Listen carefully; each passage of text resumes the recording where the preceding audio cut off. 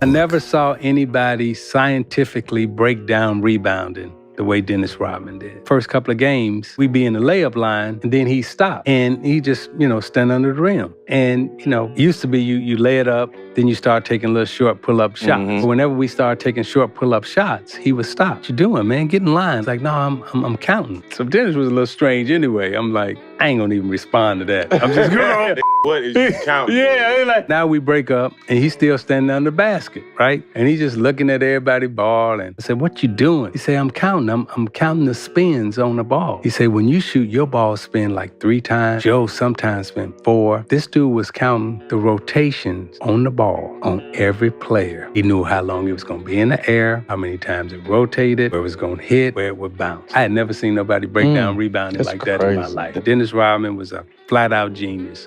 Would Rodman be as effective in this era as he was back in the 90s? What? Dennis Rodman?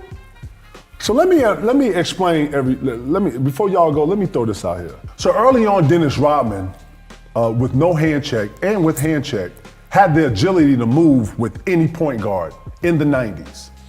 I'm talking Isaiah, I'm talking Dumars, I'm talking your favorite guard, I'm talking Mark Price, John Stockton.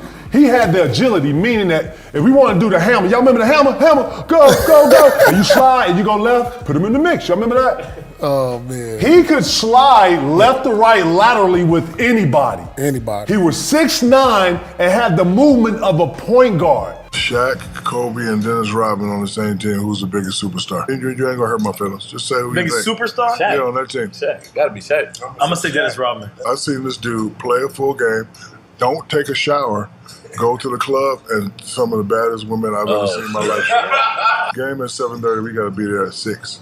He come in at 6:45, late for the meeting, eating chicken and rice. Take a cold shower while we talking, then come out and play.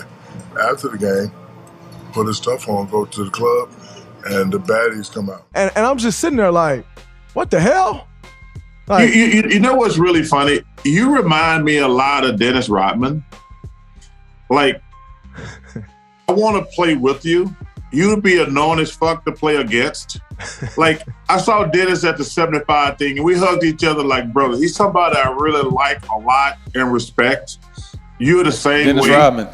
Oh, homeboy. You know where Dennis Rodman's from, right? South Dallas. Yeah. Now, he have a sister named Deborah Rodman. She the best rebounder in their family. That's crazy. She went to Louisiana Tech. Her name is Deborah Rodman. Look her up. She looked like him. She built like him. Her name Deborah Rodman. She was a motherfucker. When she was at Louisiana Tech, I think they beat Cheryl Miller and them. Yeah, she was a beast. That's the best rebounder in the family, Deborah Rodman. That's crazy. Yeah. We from the same neighborhood. He was a little bit ahead of me. We used to call him Worm. And he didn't start playing basketball until like junior college. That's when he started playing basketball. We lived in the same community. He got put out of his house one time. Like 16, mom put him out, and he was staying in the, mom didn't put him out, send him over to his grandmother, and he didn't go. And he was living in the park for like a week until the grandmother like, boy, bring your ass on. That's Dennis Rodman. That's crazy. Dennis Rodman is sat in that seat. He's my been buddy here. Dennis, yeah. Dennis Rodman shows up 93, 94, and he's now your teammate. Yeah. And this is a unique cat. Yeah. I mean, he is. That's an understatement right there, yeah. How did oil and water mix? Yeah. You know what? And I love Dennis. I really do. He's an unbelievable player, incredibly athletic. He was like Superman. Like he just, just a freak of nature. A guy could run all day long, never got tired, and was like the Energizer Bunny. I loved having him next to me on the court because you always felt like, you just got a warrior with you. So on the court, he's a great guy to have next to you.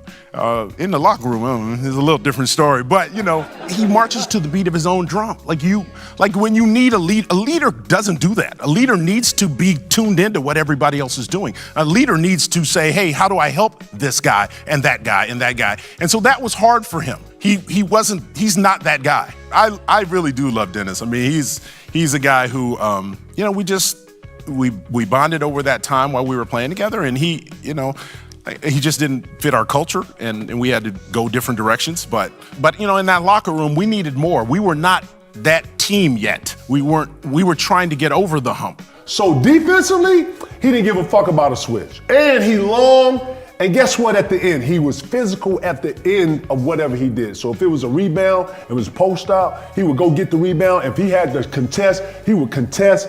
He played like a Draymond, but more in control. And he wasn't as dirty, I'm not gonna say, you know what I'm saying? But he had tactics where he wouldn't use his elbow, he'd use his body. You know, he would run into you and take the rebound. He would outwork you. You got a Rodman story that you can tell me? I got a ton that I can't tell you. Do you have one, though?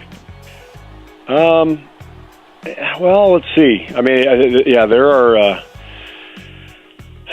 a lot. I'm trying to pick apart the ones that I'm not allowed to tell. When he was dating Madonna, did you guys talk to him about that? No. Didn't really ask him much about. When he was wearing a dress, did you come on? Did not ask him about the dress. I think the thing with Dennis that people would be surprised to know is that most of it was an act.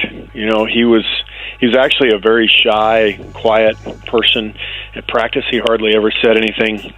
He revered Michael and Phil, and it was just a good worker when he'd come to practice, and then he'd go, and all kinds of hell would break loose.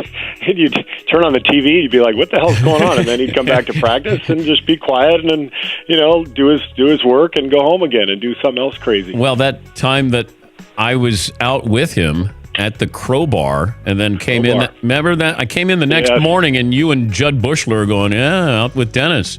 And Dennis is running around like a madman, and I'm like seeing 5 different heads when I'm looking out there. And I think Dennis had an unbelievable. He had like 18 rebounds that night or something crazy, but just boundless energy. And anytime you went up to the bar, you had to do a kamikaze shot. So he was at the bar, and then he had a Chicago police shirt on, and then he would say, he kept calling me Sager. He'd go, "Hey, Sager." He thought it was Craig Sager. He'd go, "Sager, do a shot." So anytime you went to get a beer, you had to do a shot. So thank God there was no social media back then, Steve. Thank God, we know that. And then he'd get 23 boards. Oh my God, unbelievable! Did he ever guard Jordan in practice? A little bit.